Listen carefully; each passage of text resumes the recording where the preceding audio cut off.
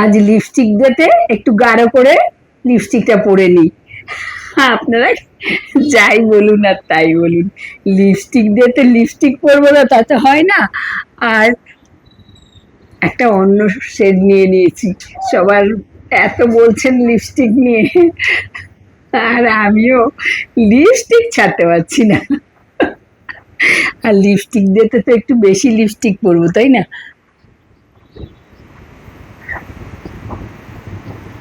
নিচে লাল শেডটা আগে লাগিয়ে নিয়েছি, ওটা তো আমার একটা পছন্দের জিনিস। ওটা পরে তার ওপর দিয়ে একটু এরকম অন্য শেড লাগাচ্ছি। আমি তো শুধু লাল লিপস্টিকই পরি এখন।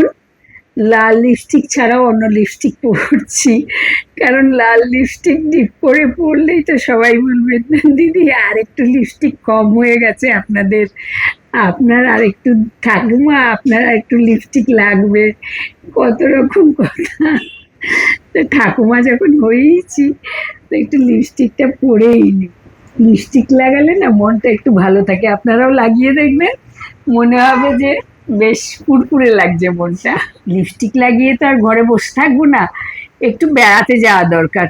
বেড়াতে যাব এখন বৃষ্টির মধ্যে, তারপরে কোথায় বেড়াতে যাব? ছাদেই যাই।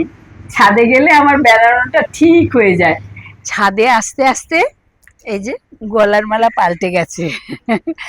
এখন আর আমি বেশিক্ষণ একটা গয়না পরি না, গয়না পাল্টে পাল্টে পরি, কারণ আপনাদের দেখাতে হবে তো। আর এই যে দেখুন আমার কেমন সুন্দর হয়েছে, এই যে দেখুন, এই যে এই যে এই দেখুন, এই যে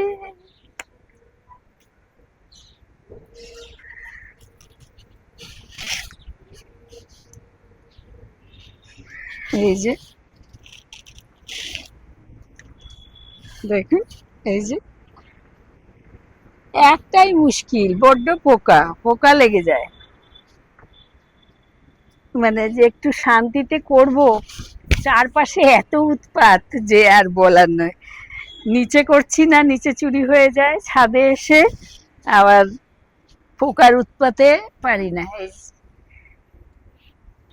এই যে আর পাতা দিয়ে তো বেশি, আমার মনে হয় বেশি আকর্ষণীয় রেসিপি হয়, সেটা আমি করি, আপনাদেরও দেখাবো। আর উচ্ছে দিয়েও রেসিপি করে দেখাবো। আমার গাছে কোনো সবজি হলে সেটা আপনাদের দেখাতে না পারলে যা মনে দুঃখ হয় আর বলার নয়। আর মেয়েকে বকি, তোর জন্য পারলাম না, তোর জন্য পারলাম না।